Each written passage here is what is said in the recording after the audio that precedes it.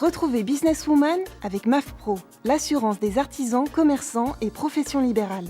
MAF Pro, la référence qualité pro. Efficace et pas cher. C'est la MAF que je préfère. C'est la MAF.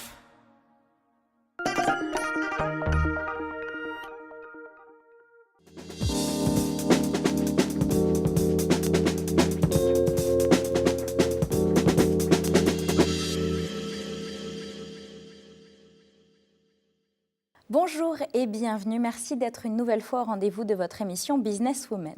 Cette émission, vous le savez, est consacrée aux femmes entrepreneurs, mais pas seulement. Elle s'adresse aussi aux chefs d'entreprise et cadres dirigeantes. Et pour le devenir, encore faut-il savoir bien évoluer. Et ça tombe bien puisque c'est notre thématique de la semaine, l'évolution de carrière en entreprise. Dans cette nouvelle émission Conseil, nous aborderons les étapes de l'évolution de carrière, les moments charnières, les clés pour réussir son ascension, les pièges dans lesquels ne pas tomber. Et pour cela, j'accueille bien sûr, comme toujours, deux invités. Avec moi aujourd'hui, Erika Lenohan, bonjour. Bonjour. Vous êtes directrice générale France et Belux d'Illy Café, l'un des leaders de torréfaction de café, présent dans 140 pays, pour un chiffre d'affaires de 361 millions d'euros en 2012. À ses côtés, Anne-Sophie Béraud, bonjour. Bonjour. Vous êtes de votre côté responsable inclusion et diversité France et Benelux chez Accenture et vous êtes également responsable d'Accenturel, un réseau qui rassemble aujourd'hui plus de 1200 femmes cadres, internes ou externes à votre entreprise. Alors merci d'être avec nous, bienvenue à toutes les deux. Pour commencer cette émission, j'aimerais revenir quelques instants sur votre parcours, Erika. L'évolution au sein d'une entreprise, ça vous parle, puisque vous avez commencé chez Illy Café lors d'un stage de fin d'études. Et vous avez tracé votre route. Et quelle route ? Ma première question est peut-être à contre-courant du turnover actuel dans les entreprises. Peut-on alors, selon vous, selon votre exemple, construire une vraie carrière au sein d'une même entreprise ? En ce qui me concerne, oui, forcément, puisque j'ai commencé effectivement par un stage de fin d'année. Et puis, au fur et à mesure, j'ai évolué, j'ai grandi dans l'entreprise. J'ai grandi aussi avec l'entreprise et je suis arrivée à la direction générale. Donc, l'essentiel, c'est vraiment d'avoir une vision de progression, c'est de pouvoir changer. Alors, on peut rester au même poste, mais il faut avoir des missions qui viennent enrichir, en tout cas, son expérience. Et puis, il faut avoir confiance dans son entreprise. Et donc, oui, je me suis aussi souvent posé la question. Est-ce que je ne vais pas accélérer ma carrière ? Au bout de 2 ans, je change d'entreprise. Au bout de 5 ans, je me revends ailleurs. Comme on nous l'apprend régulièrement. Comme on nous l'apprend, puisque c'est, voilà, dans les business schools, c'est ce qu'on nous dit. Et finalement, moi, j'ai privilégié à un moment donné aussi le plaisir de tous les jours, le plaisir d'aller au travail. J'aime l'entreprise dans laquelle je suis, les personnes qui m'entourent. Et donc, il n'y avait aucune raison finalement de changer. Anne-Sophie, c'est quelque chose qui vous parle aussi. On peut rester fidèle à son entreprise quand on s'y sent bien et quand on peut évoluer ? Oui, alors moi je rebondis un peu par rapport à ce que vous dites. Quand on parle de plaisir, quand on va au travail et qu'on est heureux et qu'on a du plaisir, derrière c'est certainement qu'on est très performant et donc on n'a aucune raison de changer. Après vient l'envie de changer quand on n'est pas satisfait de son travail au quotidien ou quand on ne voit pas d'opportunité dans l'entreprise. Donc voilà, si on est bien, pourquoi changer ? Après être ouvert à toutes les opportunités, pourquoi pas ? Et puis voir s'il vaut mieux rester ou partir. À quel moment justement on peut identifier qu'il est peut-être temps de partir parce qu'on n'évolue plus, parce qu'on n'a plus de... On parlait pas forcément d'évolution de poste mais de nouvelles missions. Erika, dites-nous. Chez nous, il y a eu constamment de nouvelles missions. Je ne me suis jamais ennuyée et les journées ne se ressemblent jamais. Donc pour le coup, je n'ai pas forcément été tentée d'aller voir ailleurs. Même si j'ai eu des propositions, évidemment, comme tout le monde. J'imagine. Anne-Sophie, vous travaillez chez Accenture. Le réseau Accenturel accompagne depuis maintenant 10 ans des salariés d'Accenture. Quels sont les conseils que vous pouvez donner dans le cadre, on va aborder les ingrédients de l'ascension carrière. Comment accompagnez-vous les femmes d'Accenture au quotidien ? Alors, comment on accompagne les femmes d'Accenture au quotidien ? J'ai envie de parler de 2 leviers assez forts. Le premier, c'est l'organisation. L'entreprise a une responsabilité à jouer, qui est assez importante. Donc, il faut qu'on adapte nos process, il faut qu'on adapte notre organisation et qu'on donne les clés de succès à nos femmes pour grandir. Et puis, la deuxième partie, c'est les femmes elles-mêmes. Oui. Il faut aussi mettre en place des programmes pour donner confiance à ces femmes et leur donner envie de progresser. Donc ça, on peut le faire à travers de la formation, des rencontres avec des rôles modèles, l'explication des règles du jeu d'entreprise pour que les femmes soient conscientes de comment, c'est quoi les règles du jeu pour grandir, pour progresser. Et voilà, je pense que vraiment ces deux leviers sont complémentaires. Il ne faut pas en faire trop sur l'un ou pas assez sur l'autre. Il faut vraiment agir et sur l'organisation et sur les individus pour que ces femmes puissent effectivement grandir. Donc c'est dans le cadre de formation, de petits déjeuners, dites-nous. Voilà, donc c'est dans le cadre de formation sur le marketing de soi, sur le leadership, sur des sessions de coaching également. Oui.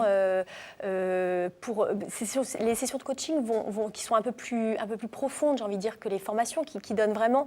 dans ces sessions de coaching, ces femmes, on leur donne la liberté de choisir. C'est personnalisé aussi, j'imagine. Personnalisé, puisque c'est du coaching vraiment spécifique que l'on met en place avec des coachs externes.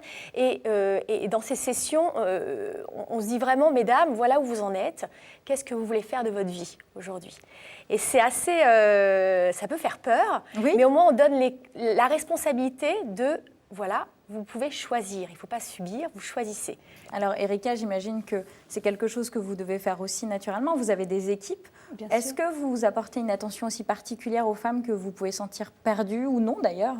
Alors là, je dirais femme ou homme. Il n'y a pas de distinction.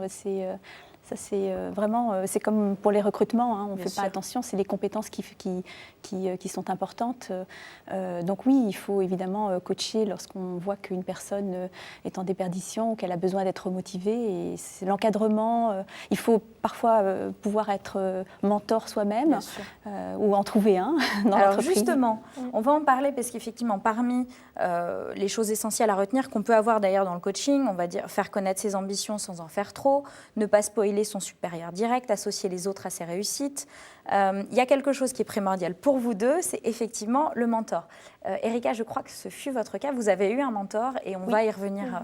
Un, voire plusieurs, parce que dès le départ, dès que j'ai commencé mon stage à la maison mère, j'ai eu un mentor qui était le directeur financier de l'époque du groupe. Et puis après, en filiale, le directeur général avec qui je me suis bien entendue. Qu'est-ce que ça vous a apporté ? De la confiance, ouais. J'en avais aussi, mais ça m'a apporté de la confiance. C'était un accélérateur de performance.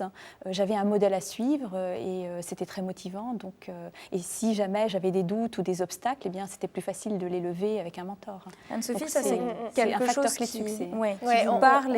On le retrouve un petit peu, je pense, dans l'ascension des dirigeants et des cadres. C'est une clé. Oui, c'est vraiment une clé de succès où je rejoins Erika, où c'est pas forcément une personne, mais on peut avoir plusieurs mentors.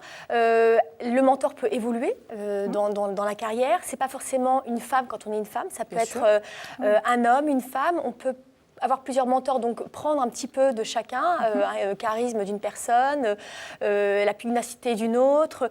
Et c'est comme ça, en fait, que je pense que toutes les femmes, mais en fait, c'est femmes et hommes, en fait, avancent dans la vie.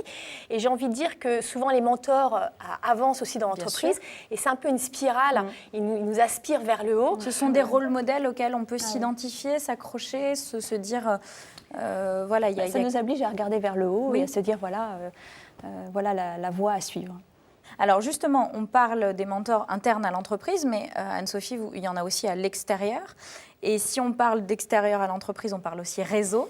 Ça, c'est un mot qu'on aborde très souvent dans Business Woman. Ça, c'est très important aussi et c'est quelque chose que j'imagine vous transmettez au sein du réseau Accenturel. Oui, tout à fait.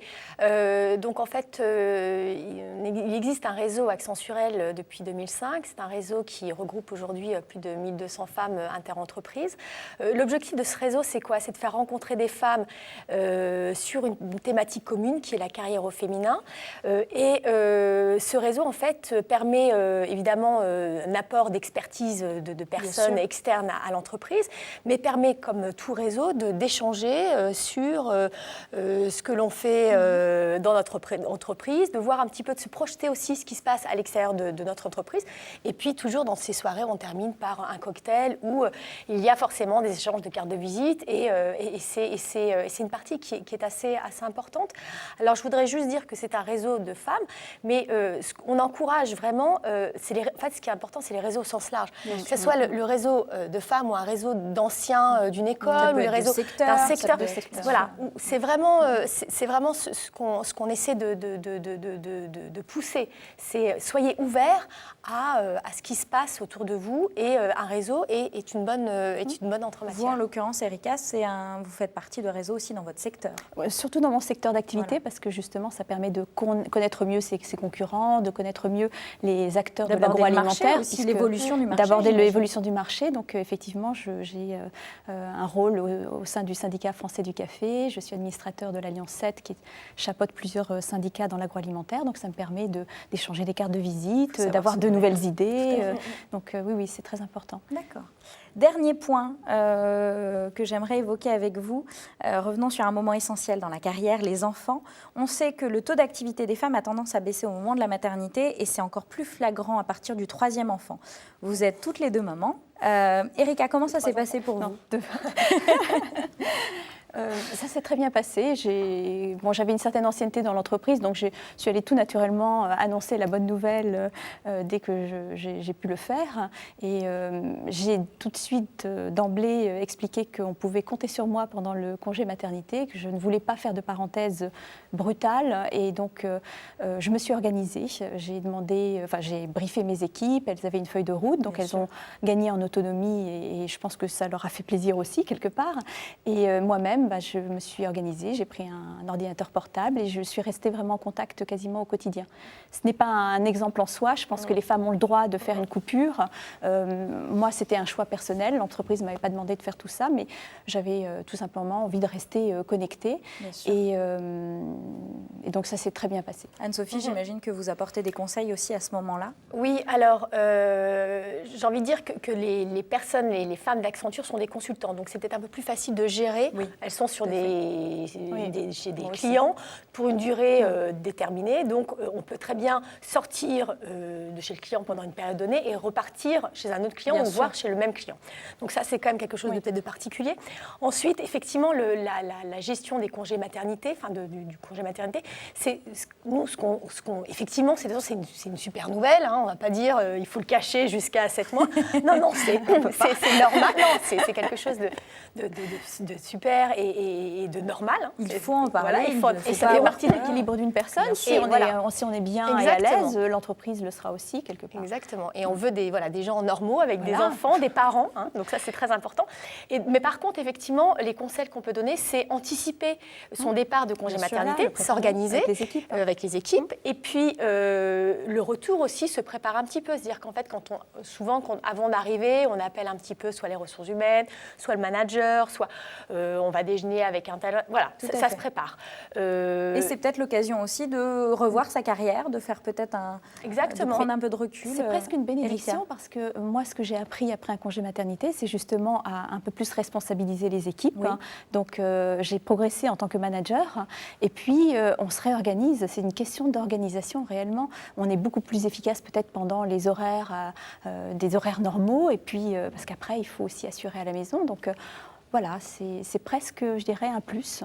Merci en tout cas à toutes les deux d'avoir été avec nous aujourd'hui. Quant à moi, je vous retrouve très vite dans une nouvelle émission de Business Woman. À bientôt.